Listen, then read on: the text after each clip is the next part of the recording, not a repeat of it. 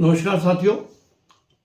आजकल के ज़माने में जबकि पूरे विश्व के अंदर blood pressure, sugar, obesity, heart की बीमारियां बढ़ रही हैं, तो हर व्यक्ति आपसे आकर पूछता है कि कौन सा घी खाएं और कौन सा घी ना खाएं, यानी कि कौन सा घी अच्छा है इन सब बीमारियों के लिए और कौन सा मना कर देना चाहिए अपने मरीजों को। और इसके ऊपर भी मैं कई बार कहता हूं कि डॉक्टर से ज़्यादा एक डाइटिशियन जो है वो आपको गाइड कर सकता है। जो न्यूट्रिशनिस्ट या डाइटिशियंस होते हैं इनको ज़्यादा मालूम होता है कि वो व्यक्ति का बीएमआई कितना है, कितना उसको कैलोरीज चाहिए और उसके हिसाब से कौन सा घी उसके लिए बेटर रहेगा। तो आज हमारे साथ में आराधना दीक्षित जी हैं, मोंगा मेडिकल सेंटर की डाइटिशियन हैं।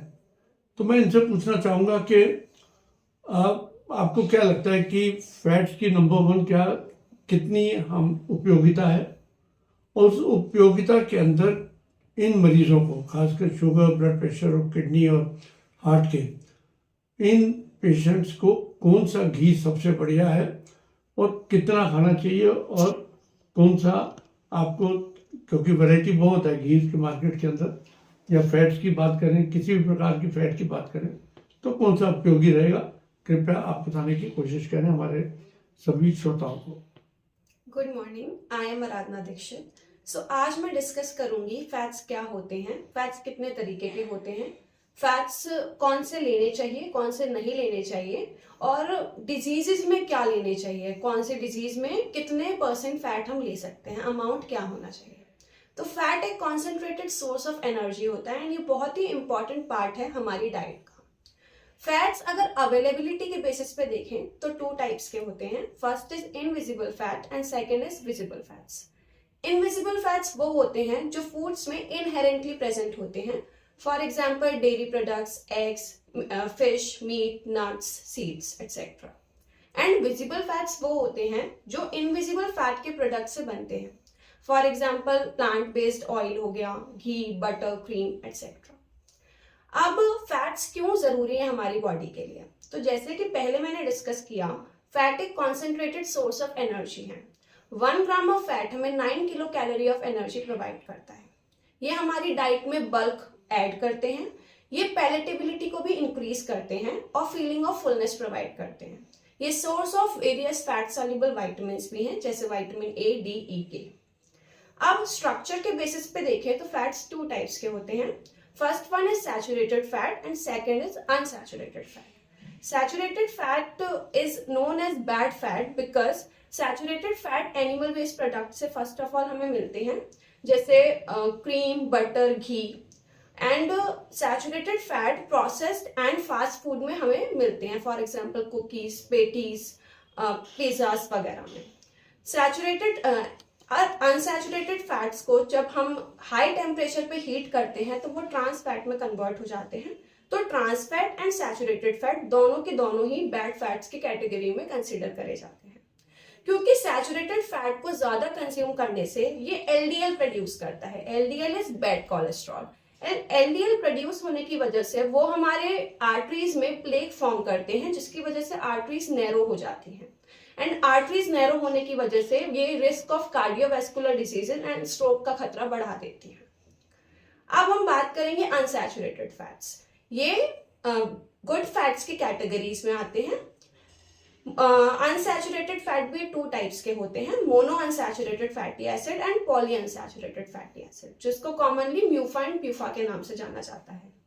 म्यूफा कुछ फ्रूट्स में हमें मिलते हैं, जैसे एवोकाडो, कुछ सीड्स में मिलते हैं जैसे pumpkin seeds, sesame seeds, sunflower seeds, and oils में हमको मिलते हैं, for example olive oil, peanut oil, corn oil, canola oil. इसके अलावा प्यूफा भी 2 टाइप्स के होते हैं, omega 3 fatty acids and omega 6 fatty acids.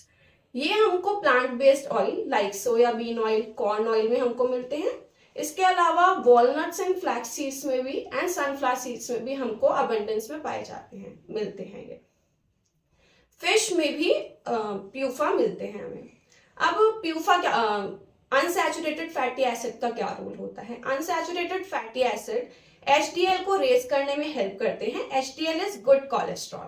HDL raise होने की वजह से ये LDL को पिक करता है, एक्सेस LDL को ब्लड से पिक करके लिवर तक पहुंचाता है, वहां पर ये ब्रोक होता है, डिस्कार्ड हो जाता है।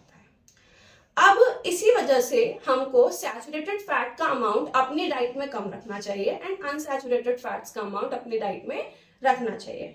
वैसे हमारी डाइट में 20 to 25% ऑफ एनर्जी फैट से आनी चाहिए, जिसमें से 10% से भी कम सैचुरेटेड फैट का अमाउंट होना चाहिए। कोशिश करें सैचुरेटेड फैट में भी घी अगर ले रहे हैं तो घी की फॉर्म में फिर भी ले सकते हैं, लेकिन process food and fast food को अवॉइड करें जिसमें सैचुरेटेड फैट का अमाउंट बहुत ज्यादा होता है। अकॉर्डिंग टू ICMR, जो उन्होंने RDA दिया है 2023 में, रिवाइज्ड RDA, उसके अकॉर्डिंग इनविजिबल फैट जो हम नट्स की फॉर्म में ले रहे हैं वो 30 to 40 ग्राम्स ले सकते हैं एंड विजिबल फैट्स हम 25 to 35 ग्राम ले सकते हैं, that is 5 teaspoon to 7 teaspoon. But ये भी वेरी करता है according to age, according to gender and according to physical activity. क्या ये एक जनरल है कि आप इतना कंज्यूम कर सकते हैं।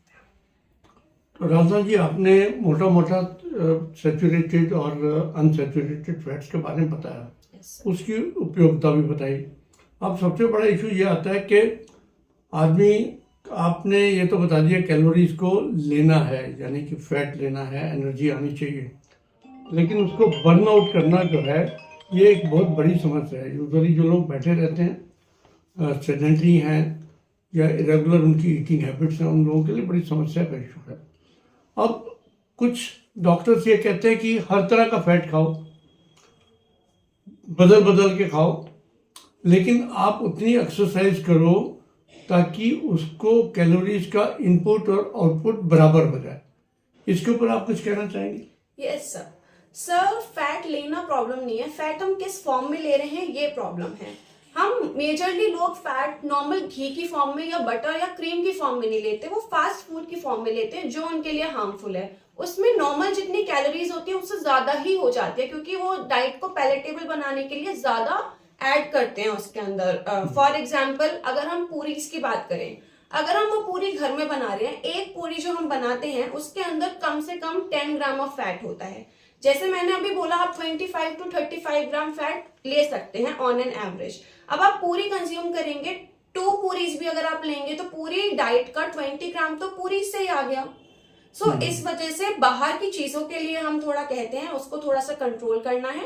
एंड इसके अलावा फिजिकल एक्टिविटी के बेसिस पर तो है ही कि फिजिकल एक्टिविटी जिस अकॉर्डिंग होगी उस हिसाब से अपने डाइट में फैट का इंटेक कम या ज्यादा करना है। सो टेक होम मैसेज यही है कि हम लें जरूर, क्योंकि आवश्यकता है, ये नेसेसिटी है हमारे बॉडी के अंदर, लेकिन उस नेसेसिटी को हमने एक पॉजिटिव तरीके से अगर हम यूज़ कर सकें तो इट इज़ अ बून। अगर हम उसको फास्ट फूड की तरीके से या पूरियाँ खा खा कर अपने शरीर के अंदर अनहेल्दी फैट को एक्सेस क्वांटिटी के अंदर लेके जाते हैं तो that is a bad thing.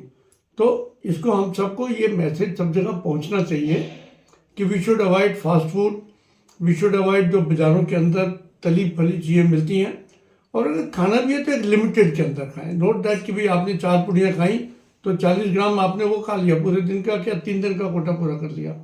तो इन सब चीज़ों को सावधानी बरतने से हमारे sugar, blood pressure, kidney, heart, obesity, इन सब चीज़ों से हम लोग छुटकारा पा सकते हैं अगर इन चीज़ों पर अमल करें। बहुत बहुत धन्यवाद, नमस्कार।